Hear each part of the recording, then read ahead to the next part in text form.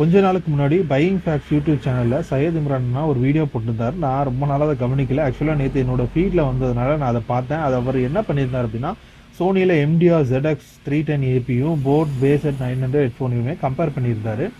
அதில் அவர் சொன்ன ஒரு சில விஷயம் வந்து ஏற்றுக்க முடியாது அப்படின்னு சொல்லி நான் சொல்கிறேன். ஏன் அப்படின்னா, சோனி ஹெட்ஃபோன்ஸையும் போட் ஹெட்ஃபோன்ஸையுமே எப்படி அவர் சொல்லியிருந்தார் அப்படின்னா, சோனி ஹெட்ஃபோன்ஸ் வந்து ஒரு ட்வீட்டர் மாதிரி வேலை செய்யுது. ஹை ஃப்ரீக்வன்சியை மட்டும் தான் நல்லா ப்ரொடியூஸ் பண்ணுது. லோ ஃப்ரீக்வன்சி மிட் ஃப்ரீக்வன்சியெல்லாம் அந்தளவுக்கு அதில் கான்சன்ட்ரேட் பண்ணலை அப்படின்னு சொல்லியிருந்தாங்க.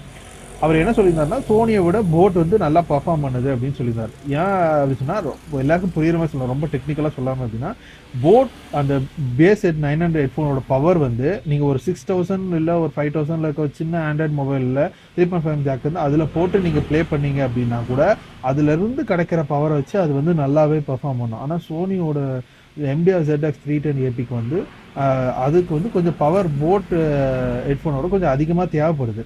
அதனால அந்த போதுமான பவர் கிடைக்காததுனால அந்த சோனி ஹெட்ஃபோன் வந்து அந்த மாதிரி ஹை ஃப்ரீக்வன்சி ரேஞ்சை வந்து நல்லா ப்ரொடியூஸ் பண்ணி லோ எண்டை ப்ரொடியூஸ் பண்ணுற அளவுக்கு அதில் பவர் கிடைக்கல. நீங்கள் வந்து என்ன பண்ணியிருக்கலாம் அப்படின்னா, சோனி MDR 310 ஏபி ஹெட்ஃபோனை வந்து ஒரு டேக்கை யூஸ் பண்ணி நீங்கள் ப்ளே பண்ணி பார்த்துருந்தீங்க அப்படின்னா அதில் ஃபுல் பொட்டன்ஷியல் என்ன அப்படின்னு சொல்லி தெரிஞ்சிருக்கும். ஏன் அப்படி சொல்கிறேன் அப்படின்னா, நான் சோனி அந்த MDR ZX 110 ஏபி வந்து என்கிட்ட இருக்குது. 310 ஏபியை நான் யூஸ் பண்ணி பார்த்துருக்கேன். ZX 110 ஏபி வந்து கிட்டத்தட்ட என்கிட்ட 7 வருஷமாக இருக்குது. ஆக்சுவலாக நான் ஃபஸ்ட்டு வந்து எனக்கு இது தெரியாது. நானும் வாங்கி ஒரு 2-3 வருஷமாக ஃபோனில் கனெக்ட் பண்ணி கேட்கும்போது ஒரு 900,000 ருபீஸ் கொடுத்து வாங்கியிருக்கோம். ஏன் இந்த ஹெட்ஃபோன் வந்து இப்படி பெர்ஃபார்ம் பண்ணுது அப்படின்னு நினச்சிருக்கேன். ஆனால் ஆக்சுவலாக நான் என்னைக்கு டைப் சி ஹெட்ஃபோனை என் ஃபோன்லேருந்து போனதுக்கப்புறமா நான் நிறைய டேக் யூஸ் பண்ண ஆரம்பித்தேன்.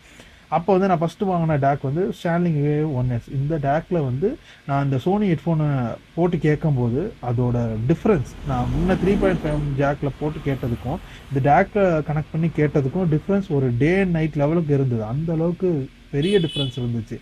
அப்போ நான் புரிஞ்சுக்கிட்டேன், அந்த சோனி ஹெட்ஃபோன்ஸ்க்கு வந்து அது பெர்ஃபார்ம் பண்ணுறதுல எந்த இதுவுமே கிடையாது. நம்மளுக்கு வந்து நம்ம அதுக்கு ஏற்ற ஒரு பவரை வந்து நம்ம ப்ரொவைட் பண்ணலை அப்படின்றது தான் இந்த நான் சொன்ன காரணம். ஆக்சுவலாக சோனி ஹெட்ஃபோன் வந்து நல்லா பெர்ஃபார்ம் பண்ணாமல் இல்லை, அதுக்கு போதுமான பவரை வந்து நம்ம கொடுக்கல. அதுக்கு ஏற்ற அந்த பவர் பண்ணுற டிவைஸை வந்து நம்ம அதுக்கு யூஸ் பண்ணலை அப்படின்றது தான் இது.